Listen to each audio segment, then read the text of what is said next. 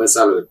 Sunt Cătălin Iamandi și astăzi vom vorbi despre fondul de investiții și clasele de active.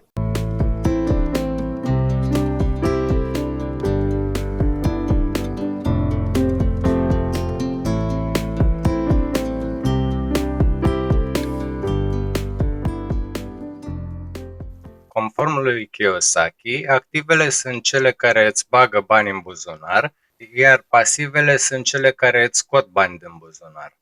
Mai precis, contează întrebuințarea pe care o dai bunului achiziționat.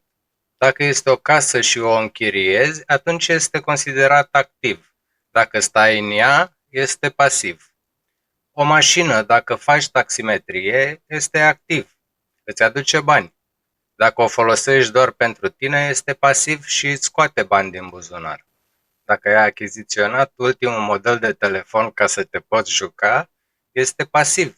Dacă l-ai luat să înregistrezi videoclipuri și îți produce bani, atunci este considerat activ. Revenind la instrumentele financiare în care am putea investi, există o corelare între randamentul obținut și gradul de risc. Cu cât este mai mare randamentul, cu atât este mai mare și riscul să nu se întâmple acel randament. În episodul anterior am vorbit despre profilurile de investitor și gradul aferent fiecăruia de risc. Profilurile de investitor sunt defensiv, fără experiență, cu o toleranță scăzută la risc, își țin banii cash sau în bancă, uneori în titluri de stat. Profilul precaut are o experiență sub un an, fiind axat pe ETF-uri, obligațiuni și fonduri mutuale, cu un risc scăzut spre mediu. Profilul echilibrat are o experiență medie și tolerează un risc mediu, fiind axat pe imobiliare, ETF-uri, acțiuni și afaceri. Profilul dinamic, unde mă încadrez și eu, are o experiență peste medie, tolerează un risc mediu ridicat și plaja unde se încadrează la investiții ar fi acțiuni, afaceri, peer-to-peer lending, comodități și instrumente derivate.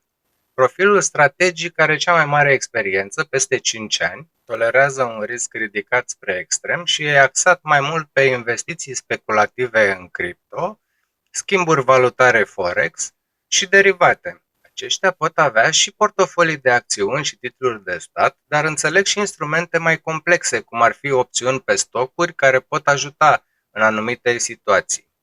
Pentru început, trebuie să știți că pentru a investi aveți nevoie de un broker. Puteți economisi într-un cont bancar și în funcție de planul ales puteți avea un randament de 8%. Dar, în condițiile actuale de inflație peste 15%, înseamnă să fiți pe pierdere.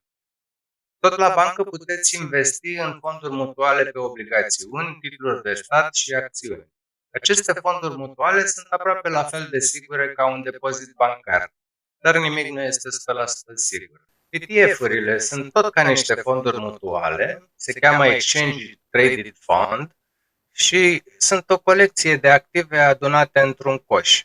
Investind în unitățile de fond ale unui ETF, cumpărăm o bucățică mică din foarte multe companii sau obligațiuni, în funcție de ce ne-am ales și de specificul ETF-ului. ETF-urile fiind compuse dintr-o multitudine de companii sau chiar indici întregi, cum ar fi S&P 500, Russell 2000, Nasdaq și Dow Jones.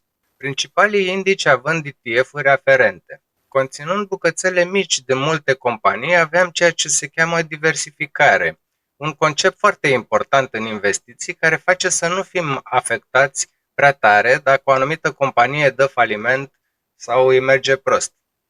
Aceste ETF-uri fiind preferate de cei cu profil precaut, tolerând un risc mediu.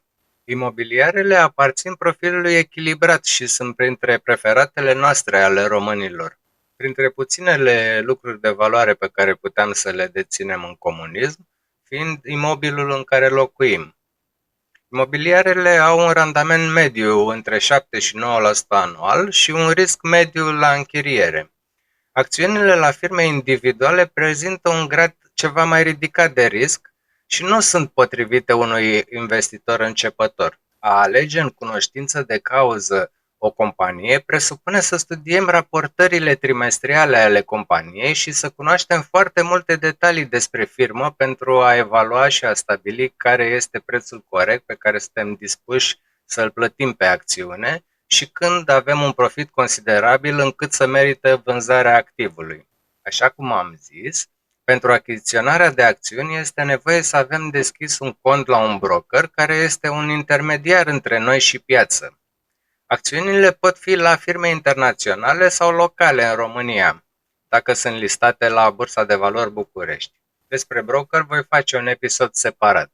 Cu un grad de risc crescut, dar și cu randamente potențiale peste 10-15%, sunt afacerile, multilevel marketing și peer-to-peer lending.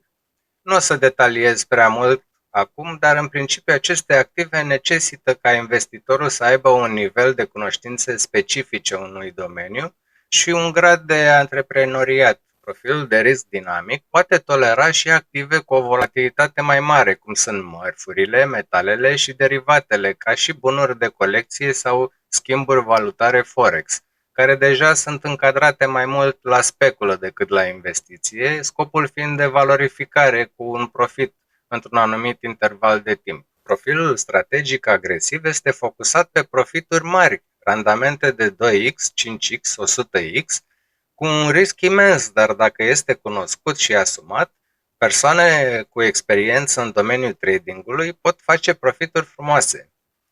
Ține de experiență și de anii de tranzacționare, anii petrecuți în piață. Vă mulțumesc frumos că ați rămas până la finalul videoclipului și vă rog să vă abonați. Dacă ați aflat măcar o informație interesantă în acest videoclip, apăsați butonul de like și trimiteți acest videoclip persoanelor care ar putea fi interesate de acest gen de informații.